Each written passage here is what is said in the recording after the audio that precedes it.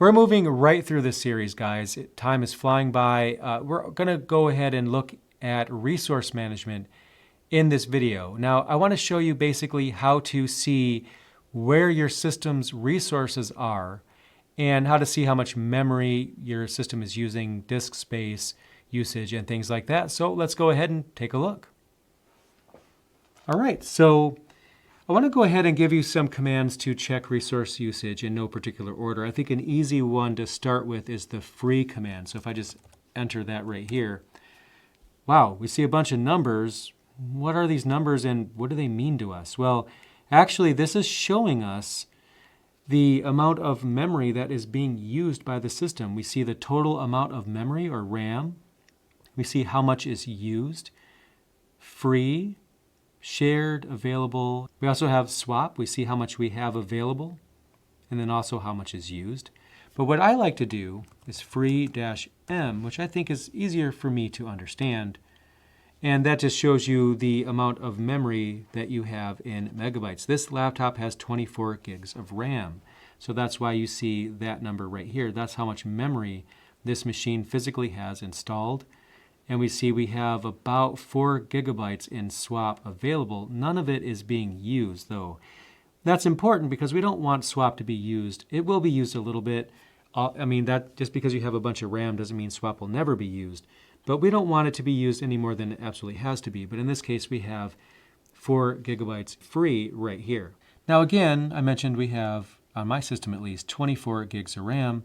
That's because, I have one stick of RAM soldered and then one added. I don't know why they solder RAM on the motherboards. I mean, that's another discussion altogether. But effectively, I have 24 gigs of RAM on this machine. And we can see I have about 5 gigs that are used. I have browsers and things in the background. But what's interesting, though, is we have free and we have available. That kind of sounds like the same thing, right? I mean, what's the difference between how much memory is free versus how much is available?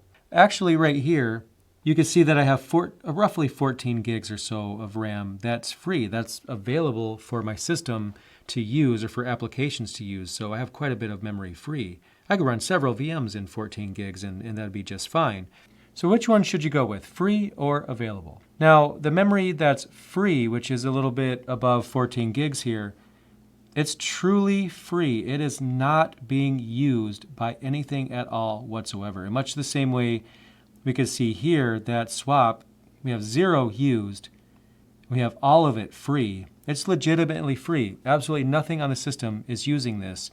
So for RAM, we have a little bit above 14 gigs, as I mentioned, completely unused. Now sometimes memory is reserved in the background for processes and caches and things that's quite advanced, and I'm not going to get into that in this video. Basically, unused RAM is wasted memory. It's basically just a total waste because memory can be used to cache something to make something faster. So it used to be the case that the more memory you had unused, the better, but nowadays an efficient system will utilize RAM to speed itself up. That could be files or programs that you use very often might be sitting in memory. Even though you're not using them, when you actually do go to use those programs or access something in that cache, then it's going to be a lot faster to be on your screen than it would be otherwise. But any memory reserved in that way would be made available immediately if it needed to be. So if, for example, you had a lot of RAM in your cache that was being used by the cache, it would give up memory from that cache to something that needed it if your system was doing a task that would require more memory. So available isn't going to be exact. It's going to be a little off, but you do have a cache, which in my case shows that I have over 3 gigs that are used for the cache. And again, caching and things is going to be beyond the scope of this video. But if you simply stick to free, I think that would give you a better idea. We have at least 14 gigs free, and we could probably go up to about 17 gigs of free RAM here. If we absolutely needed to have more than that, we could start pulling it from the cache to give us even more. So that's basically how you tell RAM. I'll go ahead and clear the screen. So let's check disk space. Let's see if we could find out how much disk space is actually used and how much we have free. So to do that, we'll use the df command, disk free. I'll press enter. And mine is going to look a little bit different than yours right away. And the reason for that, you see mine is in terms of gigabytes. Yours probably looks like this. You basically see everything in blocks, 1K blocks like it's saying here. But basically everything here is not going to be in gigabytes or megabytes like you might be accustomed to. It's going to be a much larger number here. So I would say that this is probably not the best way to run df. I always use df-h, which basically makes it easier to read in my case. And I have mine alias to that. We've already gone over aliases. So if I do alias df, you can see that I have a different method of doing disk free, or the df command here with the alias. I'm even excluding squash-fs, which basically is limiting the output.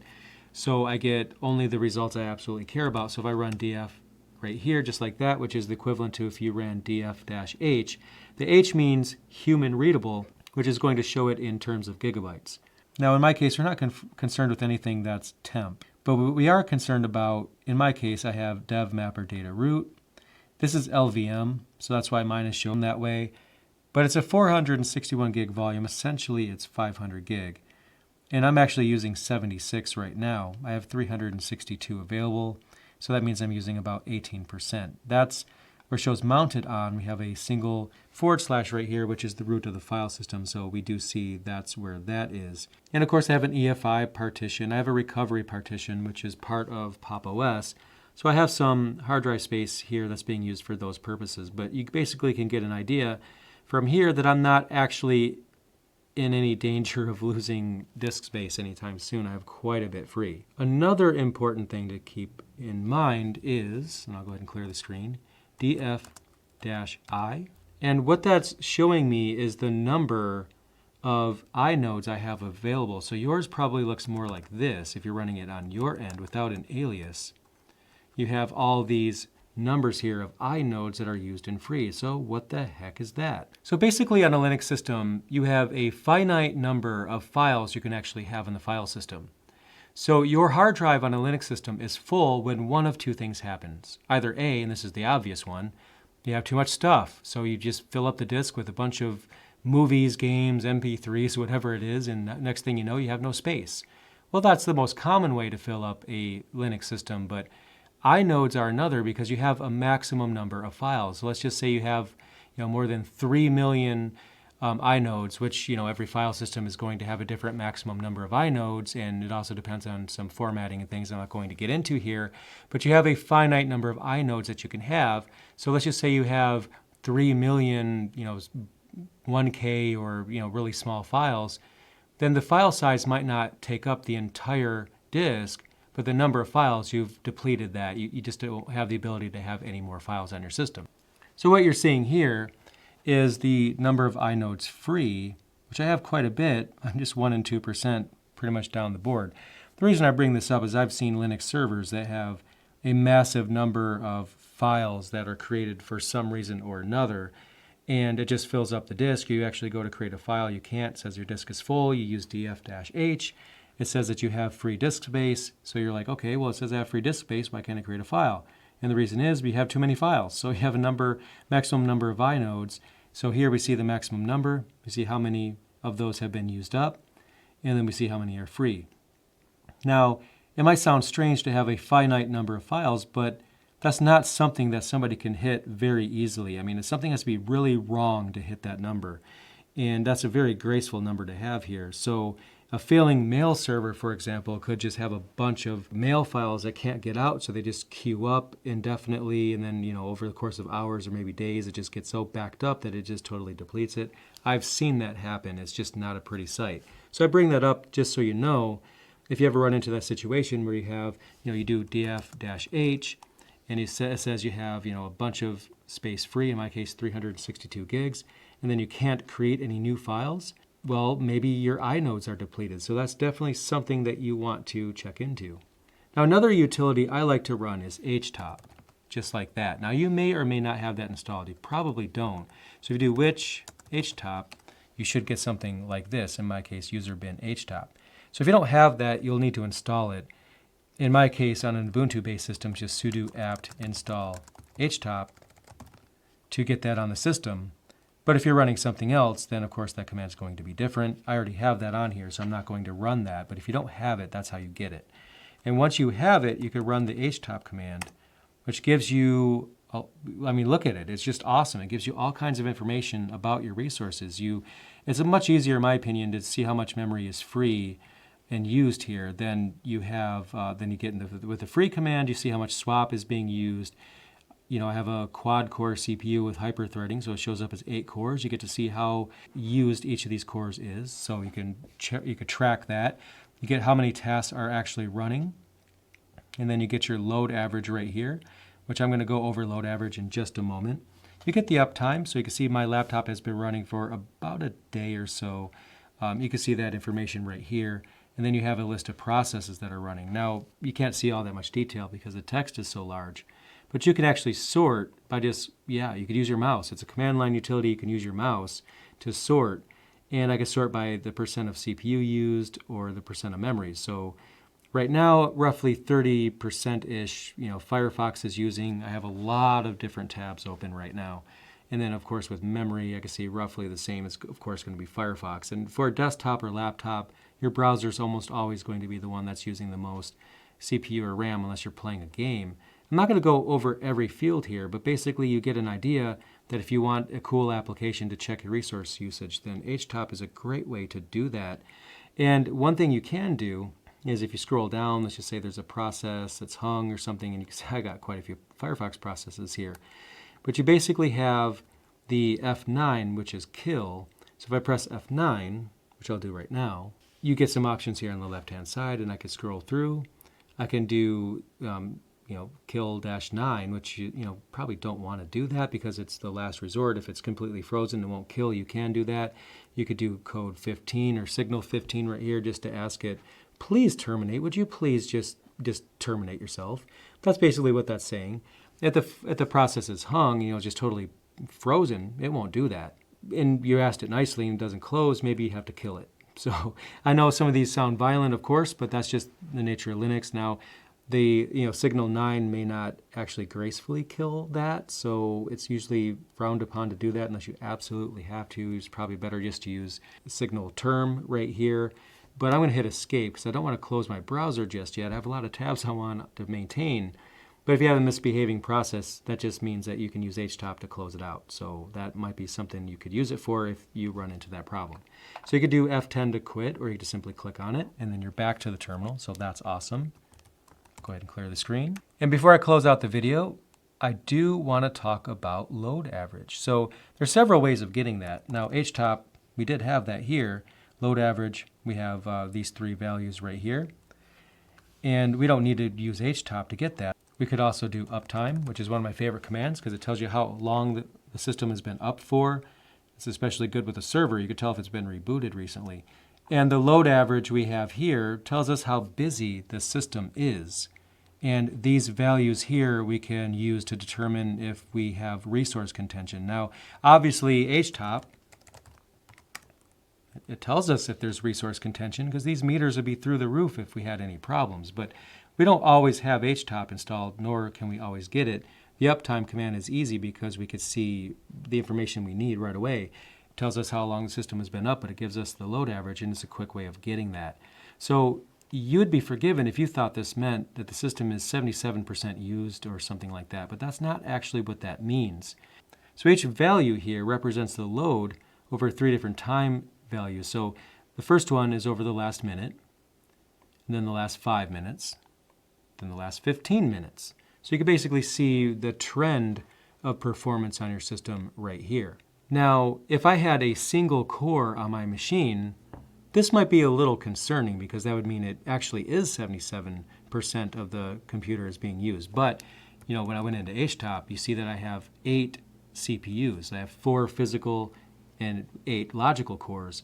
So definitely it's not very busy. So if you were to think about it in terms of a checkout lane at a supermarket, it's a lot easier to understand what load average actually means. I'll go ahead and close out of here.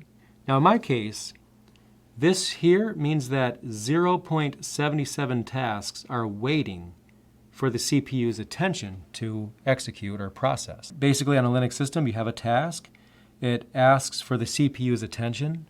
The CPU says, yes, I will help you, and then it helps it and processes whatever it needs, it finishes it. So this means that less than one of my tasks are waiting on the CPU. Now, I have 8 CPUs. So if that tells you anything, I have 8 CPUs that are ready and willing to help processes that need attention, and less than one are waiting at any one time, which means that over 7 CPUs are basically not busy. They're just kind of standing around. They're just wanting something to do. And a task comes along, hey, can you help me? They all say yes because they're bored. And then one of the CPUs helps that task, and then it goes along its way. So 77 here is really not that big of a deal. If we only had one CPU, though, that means it's not really backed up, but it's getting there. If it was a 1, and we have one CPU, that means that the CPU is at its capacity equal. It's not overtaxed, it's not undertaxed, it's just helping exactly one task at a time, and no task is waiting because when it's finished with one task, it's then helping the next, and there's no contention there at all. Now, if it was a single core processor and this was like a 4, well, that's a problem because we have one CPU, and at any one time, there's 4 tasks that need to be worked on. That's actually a problem. That means that the CPU is then 400% utilized because it has 4 tasks and it can only do one at a time. Now in my book, I use this same example and I'm going to just use it again because I think it works. So if you've ever been to a store or supermarket where you have multiple checkout lanes, you're going to buy something, you have 8 registers and there's a line at each, and it just goes by forever, you're just waiting. That's kind of what a CPU is. Imagine the CPU as being a container for a bunch of registers. You're just buying something you need to check out. You need to go see a register, go up there and pay for your items. So if you have like 4 checkout lanes and you have 2 customers, well, those cashiers aren't really all that busy because there's only 2 customers there, but there's 4 of them, so the customers go right up to the desk and they're done. Now, if you have 20 customers and you have 4 cash registers there, well, obviously there's going to be a lot of them that are waiting, and the line is going to back up because there's more customers than there are cashiers there to help them, so that's going to basically back them up. And that's what load average is. It's just like that. You have a number of tasks that can be handled at a time, and it's basically equal to the number of cores that you have. So if you have a quad core processor and you have 4 cores there, then you can handle 4 tasks at a time. So if you're currently running and handling exactly 4 tasks at a time, that CPU is at capacity. If you're handling less than that, it's under capacity. If you're handling more than that, it's over capacity. So back here on the computer here, we can just look at the load average to see if it's changed. And right now it's actually a bit less. It's just not as busy as it was. So if I was going to give it a workload, then we would see that number creep up. But I hope now that you're starting to understand what load average actually means. Now over the last minute, this is what it was. And over the last 5 minutes, this is the value here. And then this is, again, is over the last 15 minutes. So this is going to show you a trend. You'll be able to see if it's getting worse or if it's getting better. If the numbers are going up or they're going down, you'll be able to tell the trend that the system has. So you could have a bunch of tasks that hit the system at a certain time, and it's probably normal for a server to be busy because if it's not doing work, why even have the server? If it doesn't have anything to do, you're paying for the electricity to run that server for no reason. But if it's just astronomical, I think the record I've seen was a load average of 700 or 500 or something. It was insane. Things like that can happen. Obviously, a server that busy, you can't even SSH into it because you can't even connect, you can't even log in because it can't even process your login. It's so busy. But in this case, of course, my system is just really not utilized at all. So that's pretty much a high-level overview of how to check resource usage on your system. So I just recommend playing around with that. There's other websites you can go to understand these things. My favorite is linux8myram.com. Yes, that's actually a website. It's got a funny graphic on there. I highly recommend you check that out. It could also give you some further explanation there. But from this video, I think you should have a general understanding how to check disk usage, memory usage, and CPU usage. So I hope that was helpful for you guys. So I will get started on making more tutorials for you guys, and I will get those uploaded as soon as I can. Stay tuned. Thank you so much for watching my video. I really appreciate it. If you want to help me out, make sure you check out the description below this video, where you'll find links to my latest book, Mastering Ubuntu Server, 2nd edition, as well as my Patreon page. If you like this video, be sure to click that like button and share it on Twitter or any other social media network. And be sure to subscribe so you'll be the first to see my latest videos as they're uploaded. Thanks again.